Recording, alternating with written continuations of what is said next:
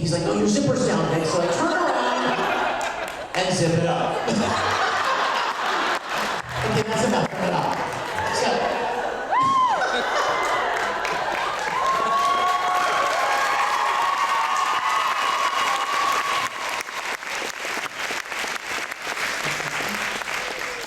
give me some more? Juice it up, baby. Come on, bring the juice. Awesome. Thank you so much. Thank you. So what we established from that clip is that I've been a Star Trek fan since I was like 12. Fast forward many decades, and about 2 years ago, I decided that I wanted to start a web series. I thought, wouldn't it be cool if, you remember the original series of Star Trek was supposed to be a 5-year mission. You remember that? Captain Kirk used to say in the opening, "These are the bones of the Starship Enterprise. It's a 5-year mission." Well, they only did 3 years though. They got canceled. So I thought, wouldn't it be cool if we picked it up right where it ended and continued, and maybe do the other 2 years? And then, I don't know if you know this, because again, a lot of you are younger, but back in the 70s, they released Star Trek: The Motion Picture, the very first motion picture of Star Trek, and it took place like 3 or 4 years after all the characters had left the Enterprise, and they come back, and they regroup. So what we would do is, we would do these additional episodes, and our series would end where the motion picture begins. So it'd be able to fill that gap nicely.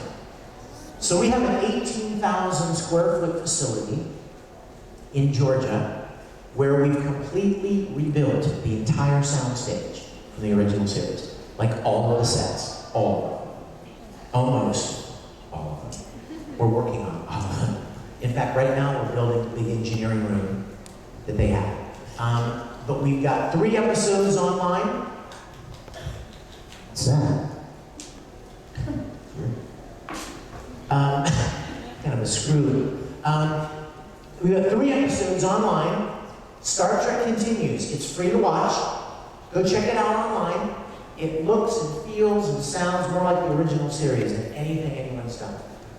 And I got together a great cast of actors and friends. In fact, some other voice actors are playing roles in the show, so you'll recognize some of them. Graham Imahara from Mythbusters is playing Sulu. And I think one of my favorite casting choices, who here is enough of a fan of the original series to tell me who played Scotty in the original series of Star Trek? Chris, James. James Doohan. D-O-O-H-A-N. James Doohan played Scotty. The original Scotty, like the real guy, right? His son, Chris Doohan, is playing Scotty. And that's so cool. Because when Chris was a little boy, his dad took him to the studio while they worked on the show. And Chris actually has memories of being on set with his dad. And suddenly, fast forward 40 years, and he's in his dad's uniform on the bridge doing exactly what his dad did 40 years ago.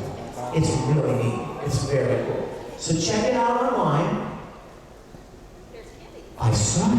It's double bubble. Who do this? God bless you. Is it okay to eat it? It was on the floor. It's in a wrapper. 30 minutes. I don't care. Sticking the wrapper in the wrapper. It was wrapped. You stuck Double bubble is one of the best. Thank you, sweetheart. So check it out and tell your friends, okay? And when you do something, more. Thank you.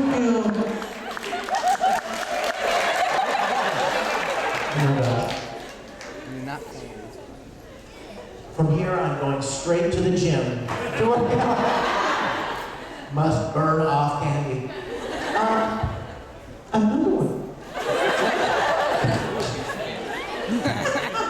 Take a baby planet. Tell your friends too. Will you all do something for me when you get home? Go to Facebook. Official Star Trek continues. Like us on Facebook. And tell your friends, tell your parents, because I know your parents, I bet your parents like Star Trek. And I mean, like back in the late 60s, early 70s. Tell them about it to your uncle, you know, the weird one that loves sci-fi. Tell your school teachers, neighbors, let people know about it, okay? We have already shot episode 4 and 5. 4 is going to be released at Phoenix Comic-Con in May, like a month and a half. A bunch of the cast and crew are going to be there for the premiere. And then 5 will probably be released in probably August. And then we'll be shooting episode 6 this fall. Having the time of my life, you guys. I hope your parents don't mind me telling you this, what I'm about to tell you. Don't ever think that you can't achieve your dreams. I can't tell you how it will happen. I can't guarantee you it will happen, but it is certainly possible.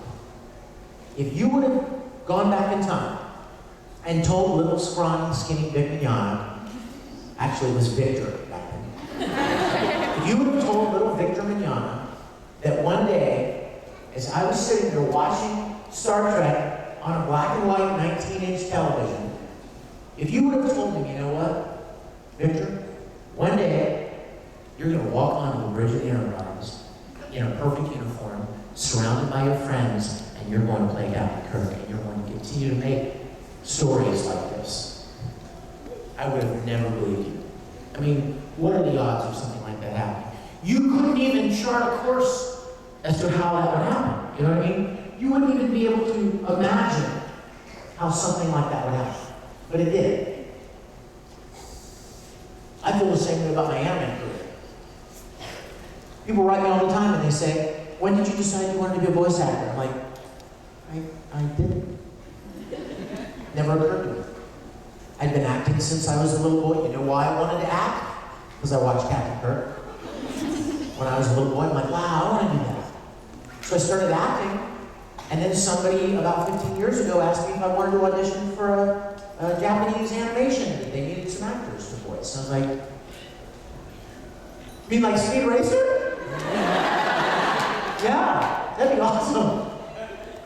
I didn't plan it. I didn't strategize. I didn't knock on doors and pass out cassettes and headshots and, you know, beat pavement to try to get a job. It just was an opportunity that I would have never imagined. Could have never charted that course. I couldn't see it, but it was there. And I'm fairly certain it's there for you too. It is in there somewhere. In the river of your life, there are going to be opportunities. And you never know. So don't give up on your dreams, all right? If you love drawing, keep drawing. If you love acting, act. If you love to sing, frickin' sing. Don't tease me, man. I'll break into it right now.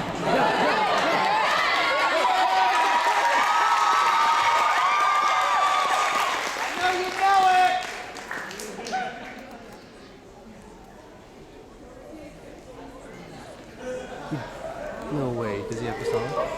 Don't tease. You know, because I've done that song. You know, it's on YouTube. My favorite part is when it gets to the kingdom of isolation, and it looks like I'm the queen. Well, I'm not the queen, but since Tamaki, I play Tamaki, I'm the king.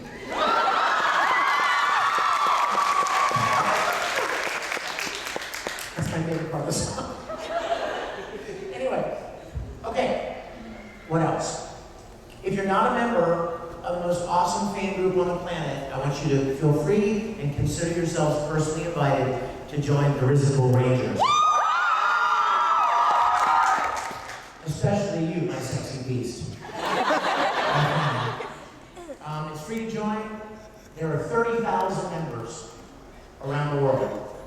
And you will instantly have a family of 30,000 friends around the world that love the things you love.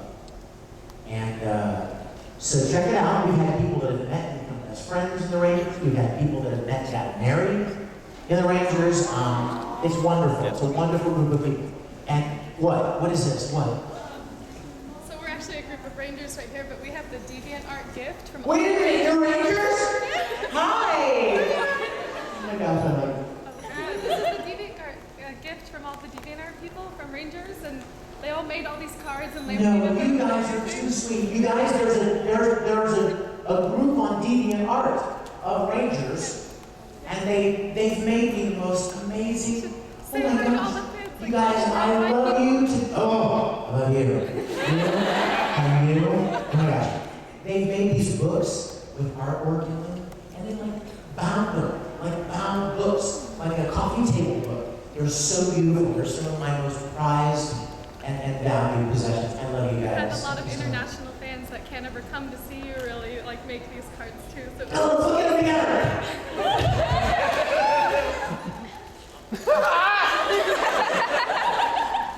it's your Easter present. Yeah. It is best Easter ever. They're playing cards? They're all individual playing cards, laminated and everything. You can't be serious. It's all the Oh art. my It's individual art. No. What the hell? Gosh. Oh my gosh. You guys, this is like all original artwork. Zero, Ed, Tamaki, Shark Mike! Oh my gosh, is that you? You can tell from air? Oh my gosh. Look with this little pool. It's all Oh, individual you art. guys, oh, Grease, Everyone is someone else through it. Obito. This is the best ever. Kurt Weber, Fullmetal Panic. There he is. Daddy. Yep, so Ikaku, Mr. Baldy from Bleach, Dark Mount. These are so Broly. Oh my gosh, you guys. Okay, you know what? I'm gonna go out on a limb here, and I hope you guys don't. I hope this is not a bad idea. But I trust you guys, like family, okay?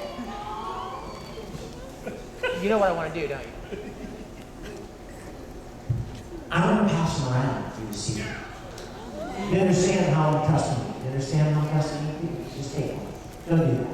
Because I trust you and I love you. But I want you to see this. This is beautiful. This is absolutely beautiful. So I'm just going to put them up here. And if you're interested in looking at them, go ahead and pass them around. And then whoever's in the back there, would you be my help back there and bring it back to me? Thank you. I love you guys. You know what? Oh, get over here, Mom. Come here.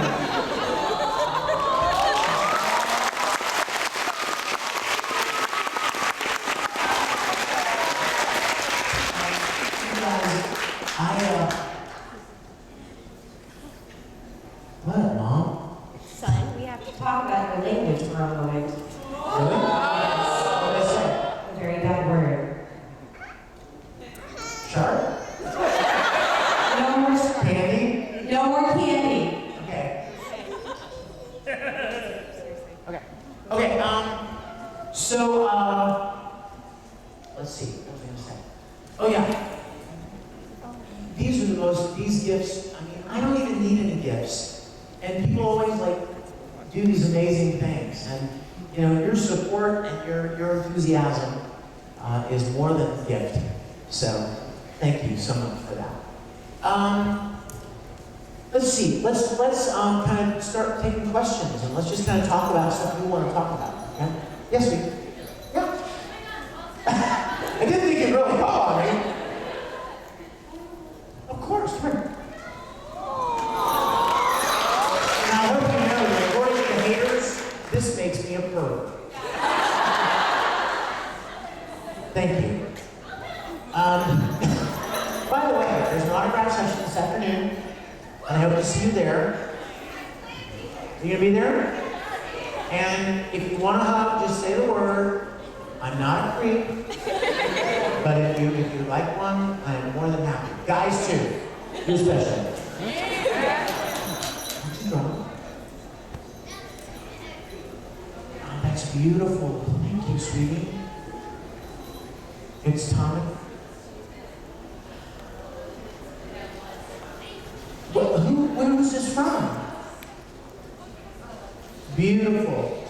You guys, I have stacks, like waist high, of the most beautiful artwork that people have given me over the years. I love it.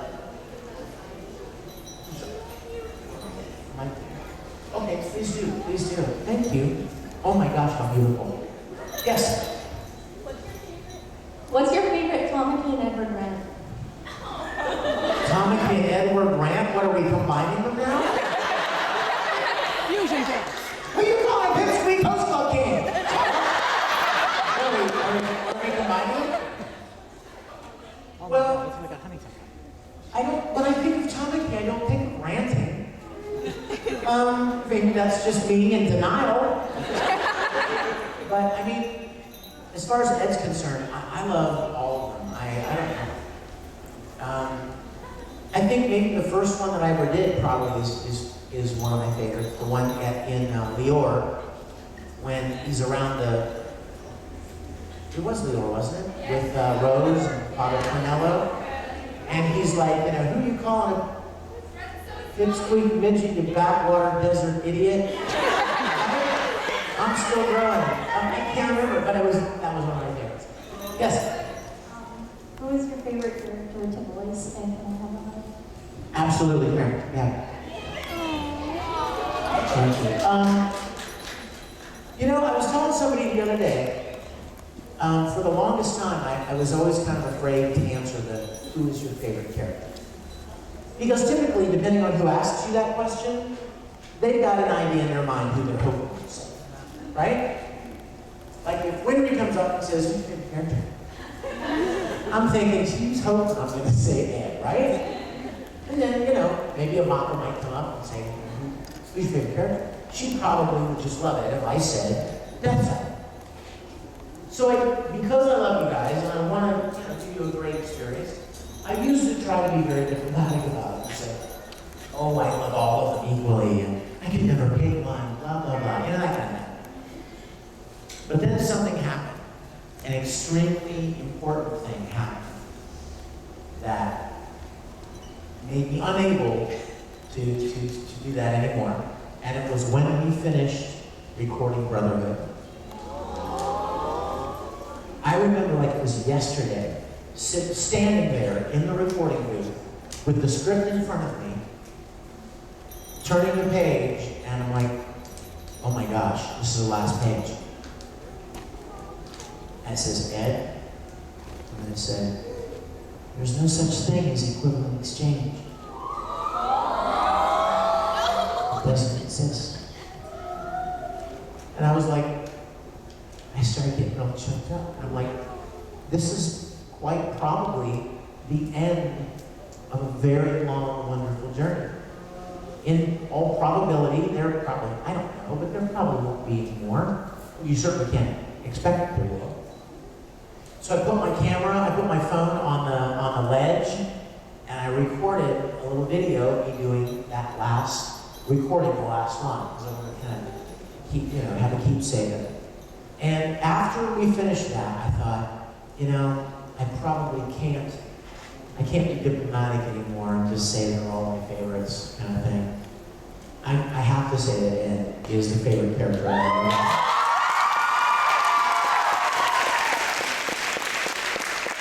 And it's mostly because I played him for a very long time, and longer probably than any other character except Brody. He doesn't count. I mean, he's not as deep, they're just, one of the things I love about Ed is he's such a complex character. He's a frail character. He's a flawed hero. That's what I love about him. And he messes up all the time, he keeps up, he keeps pushing forward, And I love his commitment to his brother, Winry. And so Ed's my favorite, but I have also said every time, Tamaki is a very close second place. I love him so much. Yes, sir. We all know how Christopher Sabat feels about them, but how do you feel about the parodies online, such as Fullmetal Alchemist, or even the epic rap battle between? You mean the Abridged, is that what they call them? Well, The Dragon Ball Abridged series and stuff. What's Chris say about them? Well, Chris, he loves them. He's done a voice he did a voice in one of them from the, it's a snippet. He played Von Helsing in Helsing Abridged. Really? Here's what I would say about them. I think they're awesome. What I love about them is that they are someone's expression of creativity. They are born out of somebody's love for something and their desire to celebrate, right? I mean, you wouldn't spend the time to bring these people all together and write these funny scripts and record all of it and sync it all up if you didn't love it, right? It comes from a good place. It comes from a place of enthusiasm for what you love. And you just want to do something. I mean, it's the same reason that you draw a picture of a character that you love, or that you make a costume of a character that you love. It all comes from the same place. I don't want to scare anybody in here, but at my house in Houston, I have a lightsaber collection. I mean, who does that? You apparently. This guy. The reason is because I have a passion for these things, and I want to express my love for them. So over the years, I would build my own replicas. There's a website called the Replica Props Forum, the RPF, and I used to be on there all the time. My little screen name was Jedi Vic, and we would always compare notes about how to make the most accurate little piece for Obi-Wan's Episode 1 lightsaber, or where do we get the grips for Luke's Episode 4 lightsaber, or what is that weird little screw thing on Darth Vader? I mean, obsessed. And it all came from that love and that desire just to express that love for that. So I think as far as abridged things and those kind of things are concerned, I'm all for it. I think it expresses people's love for what they enjoy, and I'm all for it. Yes, sir. I'm a huge Star Trek fan from way back. It's like, I love the body of work, but the characterness that evokes a feeling in me about the memories of that bygone age, and I just really appreciate you putting it together. But also, there's this big void right now in the Star Trek universe between the shows and so forth. And a couple things. One, have you been approached, or would you consider doing something on a network if they funded it? And also, do you have any stories of your interaction with Roddenberry's when you tried to get this through as well? Great question. For those of you that don't know, Gene Roddenberry was the man who created Star Trek. And his son, Rod Roddenberry, and I are good friends. In fact, I've been on his podcast, Mission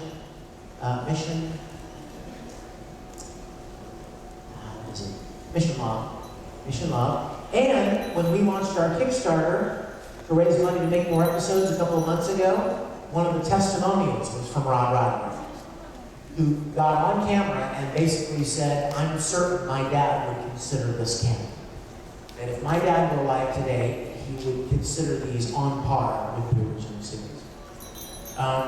So we've enjoyed a great deal of support from Rod. As far as doing something for a network, I don't hold out any hope that that's ever going to happen. That's not why we did it in the first place. We're going to get a series on TV and we're going to be the next Star Trek on television. That's highly unlikely. CBS, when CBS decides to make another Star Trek, it's going to be some original thing. It's certainly not going to be TOS. TOS, for those of you, is the original series. So that's like our little lingo. TOS.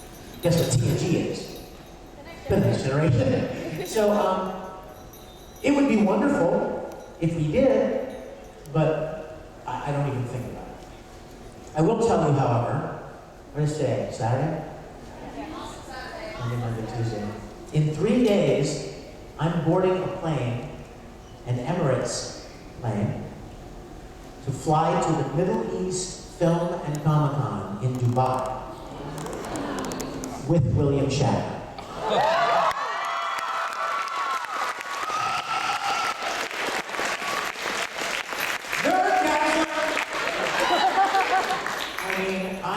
Bill and I have had the chance to do a lot of shows together, and we become friends, and I'm very respectful of him, because you can imagine my admiration for him, and so we don't talk about Star Trek. talk about all kinds of other things. But I'm very excited that he and I are both going to be signing guests at the show in Dubai next weekend. So, but I don't hold out much hope. I will tell you an interesting bit of trivia, though, why there's no Star Trek TV show. Why it's been so long since there's been a Star Trek TV show on the air. The reason is because J.J. Abrams, when he signed on to make the Star Trek movies, he had a clause, like in the contract or whatever. And J.J.'s company, Bad Robot, this is what I've been told. It's what I've been told. It may be true, maybe not, but it sounds right. Bad Robot has been paying CBS not to make a new Star Trek TV series. Well, because he wants people to focus on his new reboot Star Trek movies. Well, you would think, but it's a strategic thing. I mean, business is business. People do things for different reasons. I was told that the reason that there has not been a Star Trek series on TV has been to make way for this period of time for these 3 movies that JJ has first 2 and the one that's coming. However, once that 3rd movie is done, my understanding is that CBS will at some point, I don't know for sure, but will at some point develop a new TV series. It would be great to be a part of it. I don't hold out any hope for that. I don't know what it's going to be like, what it will look like, what part of the universe it will be in, what part of the time period it will be in. But that's what I've been told. So I think there will be. And as you may or may not know, 2016 is the 60th anniversary of Star Trek. So is that right? 66. 50th, excuse me. In 1966, Star Trek was born. So the 50th anniversary is coming up, and I'm sure there are going to be a lot of exciting things planned for that. Yes, sir. What is your good news? And can I have a hug? Definitely yes to the second part. Right, yes, sir.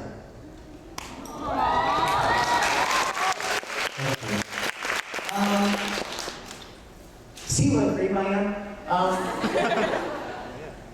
What is my good news? That would take a long time. There's a lot of good news. A lot of good news. I would like to invite you tomorrow morning to the Easter service we're having. That's good news.